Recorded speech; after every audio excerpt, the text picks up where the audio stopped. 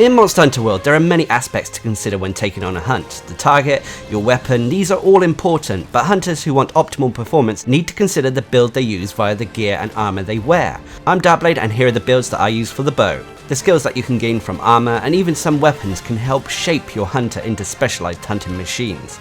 With the bow, a lot of it is ranged DPS focused, but it can also provide supporting roles thanks to the number of ailment coatings the weapon has. When it comes to defense, the bow's main tool is its evasion, and with these builds I demonstrate all of these aspects. Anyway, the first build I use is the Elementless Build. This build is an all-round DPS build and can be used against pretty much any monster, especially if you're not too worried about a monster's elemental weakness. Anyway, for this build you'll need the Empress Crown Beta, the Draken Mail Alpha, Draken Vambraces Alpha, Empress Coil Beta, Draken Greaves Alpha, and the Fitness Charm 3. For your weapon you'll be using the Sarah Coil Bender with an infinity increase on it. As for jewels, there are 4 important ones you need to consider for this build. First is the Elementless Jewel, which increases the damage of elementless weapons. Next you have to consider the Mighty Bow Jewel, which gives your bow an extra charge level. And you want to have the Spread and 4-shot jewels. Spread jewels increases the damage of your power shots, i.e. shots performed with circle, and 4-shot increases the damage of your normal arrows, i.e. shots done with R2. They don't affect coatings whatsoever. Now, unfortunately, a lot of the bow builds will require the Spread 4-shot and Mighty Bow Jewel, and these can be very frustrating to get. Anyway, after that, it's a case of adding DPS focused jewels, so Attack, Expert, Tenderizer, and Critical jewels. Now, if you've done what I've done here, you should be walking away with a build with 100 health, 150 stamina, although it doesn't say it here. The extra stamina is from the Lunastra set bonus. You'll have 323 attack, 5% affinity, and access to close range power and paralysis coatings. You'll also have a fairly high defense, especially against thunder and dragon, but you'll be weak against ice. As for the skills, you'll have the following. You'll have critical eye level 5, attack boost level 4. Unless it's an elemental weapon, I tried to get the attack boost to level 4 in order to get that extra 5% affinity. Crit boost level 3, weakness exploit level 3, constitution level 3. Constitution comes in quite handy for bow builds, as when firing your weapon it reduces the actual stamina cost of your shots. Evade extender level 2, which comes in useful for when dodging in between shots. Tool Specialist level 2, this is a byproduct although it's generally useful. Normal shots level 1 thanks to the 4-shot duel. Spread and power shots thanks to the Spread duel. Bow Charge Plus thanks to the Mighty Bow duel, and non-elemental boost. You'll also have the Soul of the Dragon set bonus Elemental Airborne, although it's useless on this build, as well as the Lunastra Favors set bonus Stamina Cap Up, which is useful for this build. Now, as I said, this is an all-round DPS build, so it can be pretty much used against pretty much any monster. Unfortunately, a lot of this gear is high-end stuff, although you can still build a pretty decent budget build so long as you have the Elementless Jewel and the Sarah Coil Bender. Anyway, let's move on to the next build, which is the Elemental Build. This build focuses on elemental damage and works with any weapon that has an element so long as it isn't hidden. Anyway, for this build you'll need the Wrath Soul Helm Beta, the Rathalos Mail Beta, the Empress Vambraces Beta, Empress Coil Beta, and the Kaiser Greaves Gamma. You'll also have the Fitness Charm 3, and for your weapon I've gone with the Turoth Arrow Decay, which is the Valhasak bow. So, for the purpose of this video, it will be a Dragon Elemental build. As for the augmentations, I've gone for an Infinity increase, and then it's down to personal preference. I went for Slot Upgrade in this case. Anyway, as for the jewels, again you need to take the 3 mandatory ones, the Mighty Bow, 4-shot, and Spread jewels to give you that extra charge, enhance the damage of your R2 or right trigger shots, and enhance the damage of your circle or B shots. Afterwards, it's a case of trying to max out whatever element you are using, so I've used Dragon jewels, and added some expert jewels for some more potential damage. Anyway, if you've done what I've done here, you should be walking away with a build that has 100 health, 150 stamina thanks to the Lunastra set, 246 attack, 25% affinity, 350 dragon element, average dragon seal with close range, power and sleep coatings. You'll also have a very high defense against fire, but you'll be fairly weak against ice and dragon. As for the skills, you'll have the following. You'll have Critical Eye level 4, Dragon Attack level 3, Weakness Exploit level 3, Constitution level 3, Crit Boost level 2. I wish I could get this to level 3, but unfortunately the build won't allow it. But it shouldn't make too much of a difference. You should still have fairly high DPS. You'll have Wide Range level 2. This is a byproduct of the build, unfortunately. Tool Specialist level 2, Normal Shots, Power Shots, and Bow Charge Plus. You'll also have the Rathalos Mastery set bonus critical element that increases elemental damage when you crit a monster, and the Lunastra set bonus stamina cap up to increase your overall stamina. Now remember, you can replace the Turoth Arrow Decay with whatever weapon you want to use, so long as the element isn't a hidden element. Just remember as well to replace the Dragon Jaws to match whatever element you are using, and if you're looking for replacements, this build works so long as you have at least 2 pieces of the Rathalos set. Afterwards you can replace the other bits with what you have available, and the build should still be fairly potent. Anyway, let's move on to the next build, which is the free element elemental build. This is a very high elemental DPS build that namely focuses on the core of Turoth hidden element weapons. For the purpose of this video, I'll be showing off the Turoth Arrow Thunder, the Thunder elemental build, although I'll also be talking about the water version as well. Anyway, for this build you'll need the Kaiser Crown Gamma, Rathalos Mel Beta, Kirin Long Arms Gamma, the Rathsal Coil Beta, the Kirin Leg Guards Beta, and the Master's Charm 3. For the weapon I'll be using the Turoth Arrow, although the Turoth Water or Turoth Fire will be just as good with an infinity increase on it. As for the jaws, of course you need the 3 mandatory ones, Spread, Mighty Bow and Force Shot to increase your effectiveness with the bow. Afterwards I've gone for increasing the elemental value of the weapon, so Bolt Jaws, and then a slightly unusual jaw I've added is the Mind's Eye Jaw. If you are using any weapon that has power coatings, the Mind's Eye Jaw will ensure that these power shots do max damage when you're at very close range to a monster. This build is most effective at close range, so the Mind's Eye Jaw works well so long as the weapon you are using, like I said, has power coating. If it doesn't, then you can drop the Mind's Eye Jaw in favour of, say, a Physique Jaw to add some more constitution. An example would be if you did decide to use the Turoth Arrow Water, then change the Mind's Eye Jaw, because that weapon does not have access to power coatings, just close range when it comes to its damage based coatings. Anyway, if you've done what I've done here, you should be walking away with a build that has 100 health and 100 stamina, 246 attack, 40% affinity, 460 thunder rating with close range and power coatings. You'll also have a fairly strong defense against thunder, but you're fairly weak to ice. As for the skills, you'll have critical eye level 5, thunder attack level 3, free element ammo up level 3, which is essential for this build to work as it unlocks the full elemental value of the Turoth Arrow weapons. Weakness exploit level 3, windproof level 2, this is a byproduct although it could be useful against monsters like Kushala. Blight resistance level 1, again a byproduct but not completely useless. Normal shots level 1, spread / power shots level 1, constitution level 1, although this would be level 2 if you dropped the Mind's Eye Jaw. Bow charge plus, Mind's Eye / ballistics level 1, and the Rathalos Mastery set bonus critical element. As I said, remember that you can swap out the Turoth Arrow for whatever cool Turoth weapon you want, so long as it has a hidden element. And if you do so, remember to switch the Bolt Jaws to whatever element you are using. Unfortunately, this build is reliant on getting cool Turoth stuff, as the best hidden elemental weapons are hidden behind the RNG of that monster siege. This is the build that I often use to do speed runs with, and when I'm fighting Elder Dragons. Just remember what coatings your weapon has, and to switch out the Mind's Eye Jaw if need be, if your weapon does not have power coating. Anyway, let's move on to the next build, which is the Elemental Fire build. Now this build is very similar to the standard Elemental build, although there is a slight variation in the actual Rathalos set we are using. This is one of my personal favourites to use against Kirin and Valhasak, especially their arch-tempered ones. Thus the reason why I've still left it in my list of builds I like to use. This build focuses both on DPS and adds a little bit of extra survivability. Anyway, for this build you'll need the Empress Crown Beta, Rathalos Mel Beta, the Kaiser Van Braces Beta, the Rathalos Coil Beta, and the Empress Greaves Beta. You then have the Fitness Charm 3, and for your weapon you got the Anja Arch 3 with 3 affinity increase augmentations on it. As for the jaws, again, Force Shot, Spread and Mighty Bow jaws are needed. Afterwards I've gone with critical jaws to increase the damage of critical attacks, and a Blaze Jaw to increase the fire damage of the weapon. Anyway, if you've done what I've done here, you should have a build with 130 health, 150 stamina thanks to the Lunostra set, 258 attack, 0% affinity, 490 fire rating with close range, power and blast coatings. You also have a very strong defense against fire, but you're fairly weak against dragon. As for the skills, you'll have the following. You'll have fire attack level 3, crit boost level 3, weakness exploit level 3, constitution level 3, health boost level 2, evade extender level 2, normal shots, spread / power shots, and bow charge plus. You'll also have the Rathalos Mastery set bonus critical element and the Lunostra favor set bonus stamina cap up.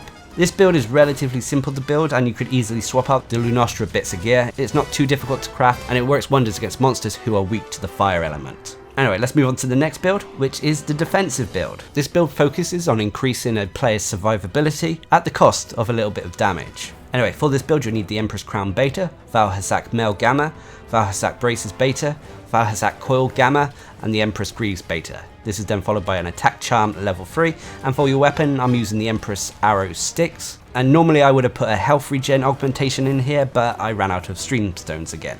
As for the duels, Spread, Force Shot and Mighty Bow are required. Afterwards I've focused on a mix of increasing the critical potential of the weapon as well as increasing the survivability by adding Recover, Medicine and Vitality duels. I've also added an additional attack duel to get a little bit of extra affinity. Now if you've done what I've done here, you should have a build that has 150 health, 150 stamina thanks to the Lunostra set, 248 attack, 15% affinity, 180 blast rating with close range and power coatings. You'll also have a very high defense against water, but you'll be fairly weak to ice and dragon. You'll also have the following skills: attack boost level 4, health boost level 3, recovery up level 3, recovery speed level 3, weakness exploit level 3, critical boost level 2. I would have liked it to be level 3, but it shouldn't make too much of a difference as this build is focused on survivability more than anything else. Peak performance level 2, a byproduct of the gear, but it still can be useful.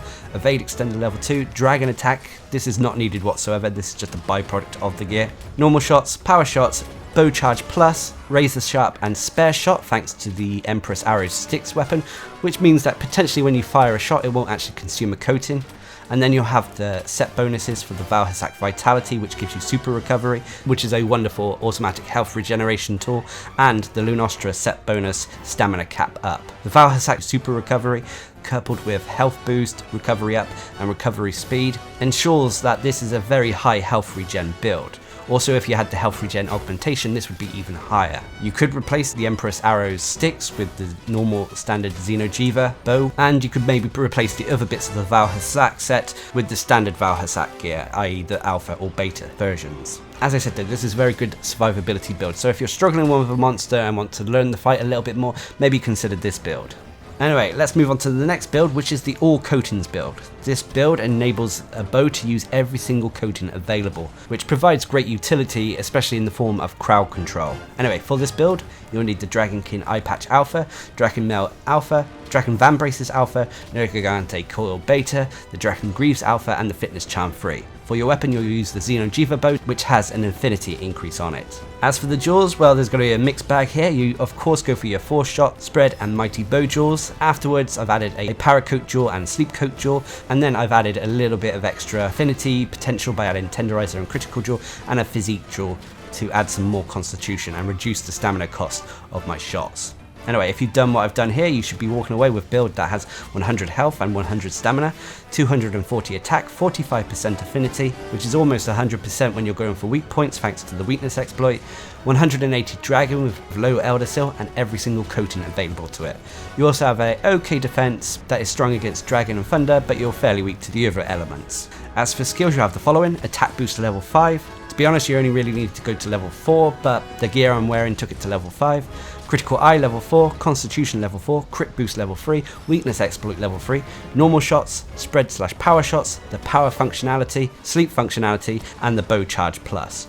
You'll also have the Soul of the Dragon Elemental Airborne skill, but it's a byproduct of the gear you're wearing.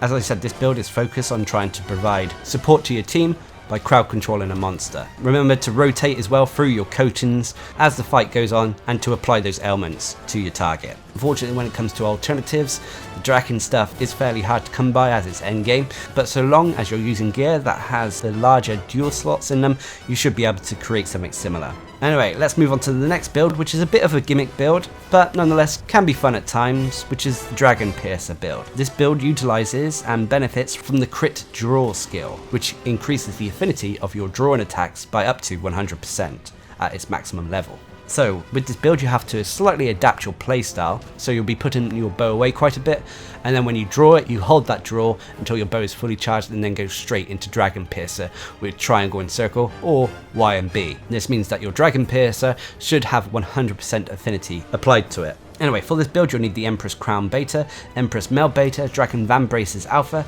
the Diabolus Coil Alpha, the Dragon Greaves Alpha, and the Draw Charm 2. You'll also be using the Sarah Coil Bender with an infinity increase on it. As for the duels, the most important one would have been a draw duel, but unfortunately I don't actually have access to this, thus I had to utilize the Diabolus Coil Alpha. to allow me to get crit draw to level 3. If you do have a draw jewel, then I strongly recommend it, and you can replace the Diablos coil with something a little bit more effective. After that, go for an Elementless jewel, a Pierce jewel that increases the actual damage of the Dragon Piercer attack, True Shot jewel, again to help your Dragon Piercer, and then after that, jewels of your choice. Anyway, if you've done what I've done here, you should be walking away with a build that has 100 health, 150 stamina thanks to the Lunostra set, 323 attack, 0% affinity, close range, power and paralysis coatings with a decent defense against thunder, but you're incredibly weak against ice. You also have the following skills: attack boost level 4, critical eye level 4, crit boost level 3, critical draw level 3, peak performance level 2, special ammo boost level 2, marathon runner level 2, this is just a byproduct of the gear, it's not really that useful on a bow, evade extender level 2, piercing shots level 1, bow charge plus level 1, and non-elemental boost level 1. You'll also have the Lunostra's favourite set bonus, stamina cap up, and the Soul of the Dragon elemental airborne, but this isn't that useful on this set. Again, with this build, you're going to have to change your playstyle a little bit. So when you go into a fight, you draw your weapon, hold it, charge the bow up, and then go straight into your Dragon Piercer attack. Afterwards, sheathe your weapon, and then repeat the process. Now this build can be incredibly useful for severing monster body parts, despite the bow not really being known for its severing damage. But if you're looking for a different playstyle with the bow, maybe consider this one. Unfortunately, if you're looking for replacements, I can't offer a lot, as a lot of what I used here was endgame, but as long as you get the non-elemental boost, piercing shot, the special ammo boost, and the critical draw at level 3, you should be good to go. Anyway, let's move on to the final build, which is the budget build. This build is relatively simple to craft and doesn't require any additional updates to the game. Despite that though, it's still very strong, and this is actually an elemental budget build. Normally the budget builds I go with are elementless, but the bow really does benefit from elemental weapons. Anyway, for this build you'll need the Wrath Soul Helm beta, Rathalos Mail beta, the Doggeron Van Braces beta, the Val Hassak Coil beta, and the Lavasioth Greaves beta. You'll also have the Normal Shots Charm and the Legia Snow Fletcher weapon, with an infinity increase on if you can get it. As for the jewels, try to increase the elemental damage of the weapon, so I've gone with Frost jewels to increase the frost damage of the Legiana bow. Afterwards, it's a case of personal preference. I went for jewels to help with the affinity. Anyway, if you've done what I've done here, you should be walking away with a build that has 100 health and 100 stamina, 198 attack. Even though this is low, you don't really need to worry about this. An affinity rating of 16%, a 510 iced elemental rating. You'll also have close range, power, poison and sleep coatings, and you'll have a decent defense against fire and water, but fairly weak against ice and dragon.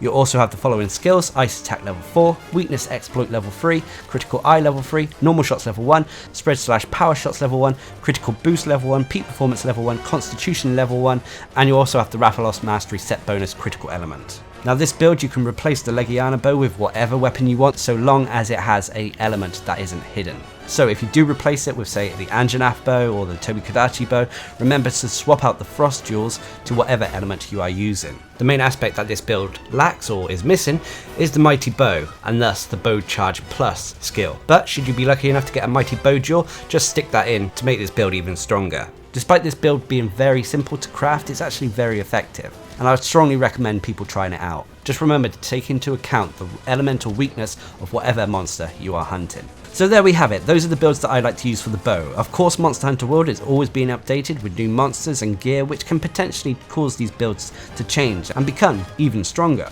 So if any major updates happen to any of these builds, I'll release an updated video. Remember also that almost any task in Monster Hunter World can be taken on with any weapon or gear set. You don't have to use what is in this video. These are just the sets that I like to use. Anyway, I hope you found this video helpful or informative, and until next time, I've been Darcblade, bringing you the builds I use for the bow in Monster Hunter World. Hope you enjoyed the video, thanks for watching, subscribe and like for more.